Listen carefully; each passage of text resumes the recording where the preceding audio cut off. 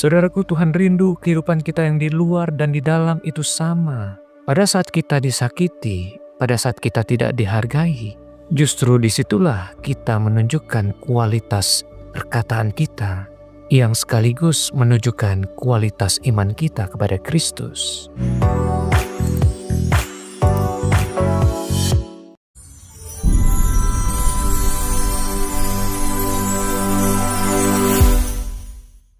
Shalom, selamat pagi saudara yang dikasihi Tuhan Yesus Kristus. Jumpa lagi dalam renungan firman Tuhan pada pagi hari ini. Saya percaya saudara dalam keadaan yang baik, tubuh yang sehat, penuh dengan sukacita dan berlimpah dengan damai sejahtera Tuhan. Sebelum kita memulai aktivitas kita pagi hari ini, sejenak kita merenungkan firman Tuhan yang akan menuntun kita di sepanjang hari ini. Mari kita berdoa. Bapa di sorga, kembali kami datang ke hadirat-Mu yang kudus dengan hati yang penuh dengan ucapan syukur kepadamu Bapa. Terima kasih untuk nafas hidup dan kesempatan yang baru yang Tuhan berikan kepada kami hari ini. Saat ini kami membuka hati kami untuk mendengarkan suara-Mu. Terangilah pikiran kami Bapa, supaya kami bukan hanya menjadi pendengar firman, tetapi kami menjadi pelaku firman-Mu. Mari berbicaralah kepada kami secara pribadi Bapa, ubahkan hidup kami dan bentuk karakter kami seturut dengan kehendak-Mu. Di dalam nama Tuhan Yesus Kristus, kami berdoa dan mengucap syukur. Amin. Saudaraku yang dikasihi Tuhan, mari kita membuka ayat firman Tuhan di dalam Efesus 4 ayat yang ke-29 sampai yang ke-32. Firman Tuhan tertulis demikian, janganlah ada perkataan kotor keluar dari mulutmu, tetapi pakailah perkataan yang baik untuk membangun, di mana perlu supaya mereka yang mendengarnya beroleh kasih karunia. Dan janganlah kamu mendukakan Roh Kudus Allah yang telah memeteraikan kamu menjelang hari penyelamatan. Segala kepahitan, kegeraman, kemarahan, pertikaian, dan fitnah hendaklah dibuang dari antara kamu. Demikian pula segala kejahatan.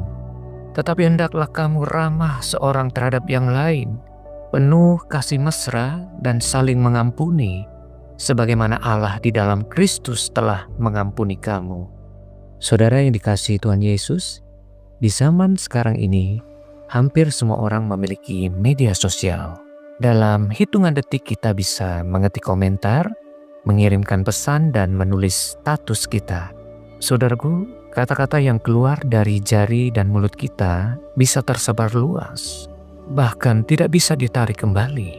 Seperti kisah seorang karyawan yang sebenarnya rajin dan bertanggung jawab. Namun suatu hari karena ia lelah dan emosi, ia menuliskan komentar yang kasar di grup kerja.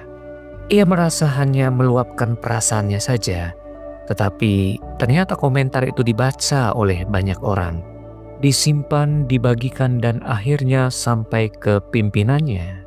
Akibatnya kepercayaan kepadanya menurun, relasi rusak, dan suasana kerja menjadi tidak lagi sehat. Padahal ia hanya menuliskan satu kalimat yang ditulisnya tanpa berpikir panjang, namun berdampak panjang dalam hidupnya. Saudaraku, perkataan memiliki kuasa besar, bisa melukai, bisa menyembuhkan, bisa pula menghancurkan, bisa pula membangun. Itulah sebabnya firman Tuhan hari ini berbicara dengan sangat tegas mengenai lidah dan perkataan kita. Saudaraku, perkataan adalah cermin kondisi hati kita. Tuhan Yesus pernah berkata dalam Matius 12 ayat yang ke-34, karena yang diucapkan mulut meluap dari hati. Artinya perkataan bukan sekedar masalah kebiasaan berbicara, tetapi masalah isi hati kita, saudaraku. Jika hati kita dipenuhi amarah, kepahitan, iri hati, atau luka yang belum dibereskan, maka cepat atau lambat itu akan keluar lewat kata-kata, saudaraku. Sebaliknya, jika hati kita dipenuhi oleh kasih Tuhan, oleh firman-Nya, oleh Roh Kudus, maka yang keluar pun akan berbeda. Banyak orang berkata, saya memang orangnya ceplas-ceplos. Saya kalau bicara apa adanya, saya tidak suka pura-pura. Saudaraku, tetapi firman Tuhan tidak pernah membenarkan perkataan yang melukai sekalipun itu disebut jujur. Kejujuran tanpa kasih akan merubah menjadi kekerasan verbal. Saudaraku, ini artinya Tuhan tidak hanya memperhatikan apa yang kita katakan, tetapi bagaimana dari hati, seperti apa perkataan itu keluar. Dalam Efesus 4 ayat yang ke-29 menegaskan bahwa tujuan perkataan orang percaya adalah membangun, memberikan kasih karunia, menguatkan yang mendengar. Ini berarti setiap kata yang kita keluarkan seharusnya membawa nilai rohani, saudaraku. Ketika kita ada di dalam kehidupan kita sehari-hari, baik di rumah tangga, dalam mendidik anak, di tempat kerja, dalam pelayanan, bahkan di media sosial, perkataan kita seharusnya menjadi saluran kasih Tuhan. Banyak relasi rusak bukan karena masalah besar, saudaraku, tetapi karena kata-kata yang kecil yang diucapkan berulang-ulang, yang sering mengandung sindiran, nada meremehkan, ucapan yang membandingkan, keluhan terus-menerus, dan kritik tanpa kasih. Sebaliknya, saudaraku, banyak hati yang dipulihkan hanya karena satu kalimat. Kalimat itu bisa berupa, "Aku doakan kamu, Tuhan sanggup menolongmu, kamu berharga di mata Tuhan, aku percaya Tuhan belum selesai atas hidupmu." Saudaraku, perkataan orang percaya harus konsisten dimanapun ia berada. Perkataan itu adalah perkataan yang membangun dan menjadi berkat. Salah satu tantangan pergumulan yang terbesar orang percaya hari ini adalah ketidakkonsistenan. Di gereja, kata-katanya bisa lembut, doa yang indah, pujian penuh iman. Namun di luar gereja, ia mudah sekali marah, berkata kasar, menyalahkan, menghakimi, mengeluh, dan memaki. Saudaraku, Tuhan rindu kehidupan kita yang di luar dan di dalam itu sama. Pada saat kita disakiti, pada saat kita tidak dihargai, justru disitulah kita menunjukkan kualitas perkataan kita yang sekaligus menunjukkan kualitas iman kita kepada Kristus. Mungkin ada dari kita yang hidup dalam luka batin karena perkataan orang tua, perkataan pasangan, perkataan pimpinan, teman, sahabat karib, dan ada orang yang juga setiap hari berkata negatif kepada dirinya sendiri. Aku gagal, aku tidak berguna, hidupku hancur, tidak ada harapan. Dan tanpa sadar, ia mengikat dirinya sendiri dengan perkataan negatif. Saudaraku, Tuhan rindu hari ini menggantikan perkataan kita dengan perkataan iman. Perkataan itu adalah, aku dikasihi Tuhan, aku berharga di mata Tuhan, Tuhan menyertai aku, selalu ada harapan di dalam Kristus. Saudaraku, inilah perkataan-perkataan iman yang akan memulihkan hati kita untuk kembali percaya penuh kepada Tuhan. Saudaraku yang dikasihi Tuhan, mengendalikan lidah memang bukan perkara yang mudah. Alkitab sendiri mengatakan bahwa lidah adalah anggota kecil tetapi sulit dijinakkan. Karena itu kita tidak bisa mengandalkan kekuatan kita sendiri. Kita perlu Roh Kudus, saudaraku. Ketika Roh Kudus itu benar-benar tinggal di dalam hidup, maka Roh Kudus itulah yang akan mengingatkan kita saat kita hampir berkata kasar. Roh Kudus itu akan menahan kita sebelum kita bereaksi negatif. Roh Kudus akan mengajar kita untuk memilih kata-kata yang benar. Ia akan melembutkan hati kita dan memulihkan luka batin kita. Saudaraku yang dikasihi Tuhan, seluruh renungan ini berpuncak pada firman Tuhan yang sangat kuat dan menegur kita semua. Dengan firman Tuhan yang terdapat di dalam Yakobus 3 ayat yang ke-9 sampai yang ke-10. Firman Tuhan tertulis demikian, dengan lidah kita memuji Tuhan Bapa kita, dan dengan lidah kita mengutuk manusia yang diciptakan menurut rupa Allah. Dan dari mulut yang satu keluar berkat dan kutuk. Hal ini, saudara-saudaraku, tidaklah boleh demikian terjadi. Saudara yang dikasihi Tuhan, ini adalah panggilan pertobatan sekaligus undangan pemulihan bagi kita semua. Firman Tuhan hari ini mengajar kita tidak bisa memuji Tuhan, tetapi di waktu yang sama kita menyakiti sesama kita lewat perkataan. Kita tidak bisa bernyanyi dan berdoa dengan indah di gereja, tetapi sesudah itu kita berkata kasar di rumah, di jalan, di tempat kerja, atau di media sosial. Tuhan rindu supaya perkataan kita konsisten mencerminkan hidup yang sudah diperbarui. Dimanapun kita berada, di rumah, di tempat kerja, di sekolah, di pelayanan, bahkan saat menghadapi tekanan hidup. Biarlah perkataan kita tetap menjadi saluran kasih karunia bagi sesama kita. Kalau selama ini perkataan kita masih sering mengeluarkan kata-kata yang menyakitkan, kasar, atau emosional, jangan putus asa, saudaraku. Hari ini firman Tuhan mengundang kita untuk berubah. Roh Kudus sanggup menolong kita mengendalikan lidah dan memakai mulut kita menjadi alat berkat untuk kemuliaan Allah. Saudaraku, ada seorang Kristen bernama John Newton, penulis lagu terkenal Amazing Grace. Sebelum bertobat, ia adalah seorang pelaut yang kasar, temperamental, dan penuh perkataan yang kotor. Hidupnya jauh dari nilai-nilai kebenaran.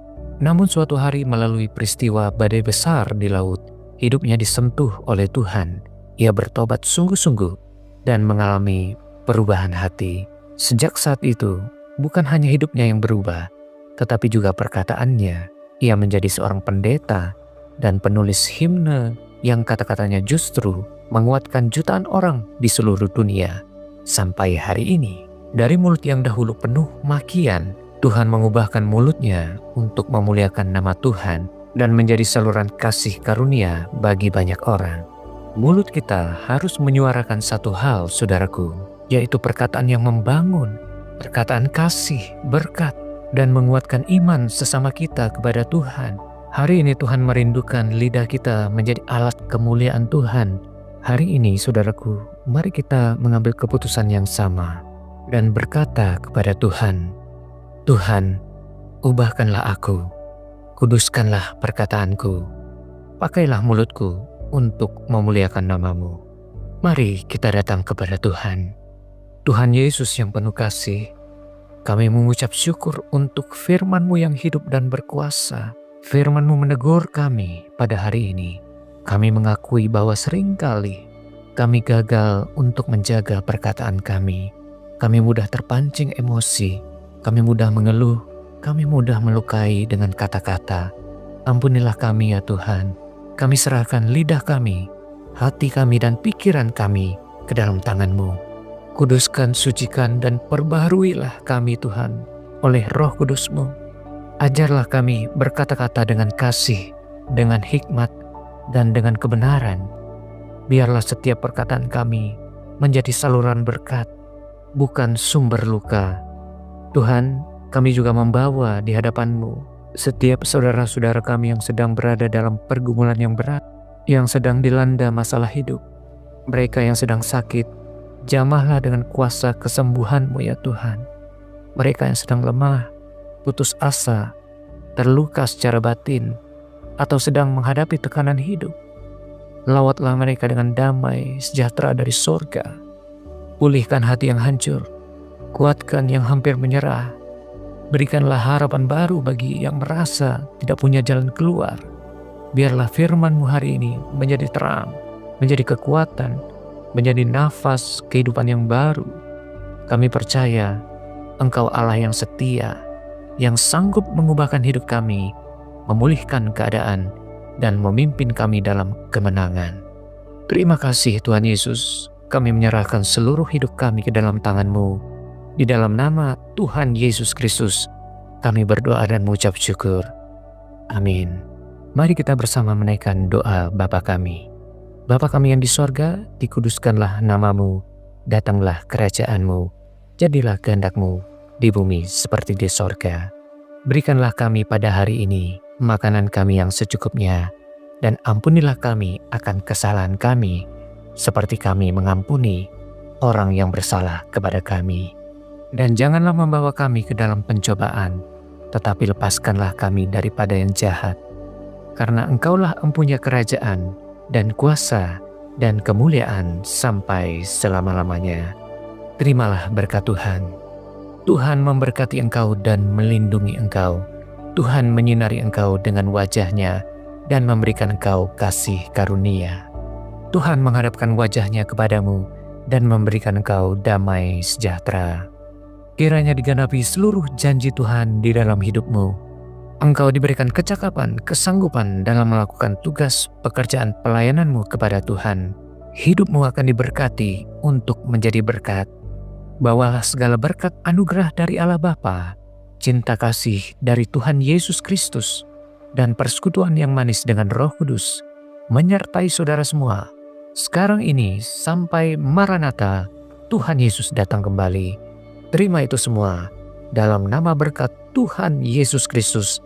Haleluya. Amin. Puji Tuhan, saudaraku, saya percaya saudara diberkati firman Tuhan pada pagi hari ini.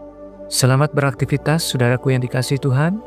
Tuhan Yesus memberkati kita semua, dan sampai jumpa esok hari dalam renungan firman Tuhan berikutnya.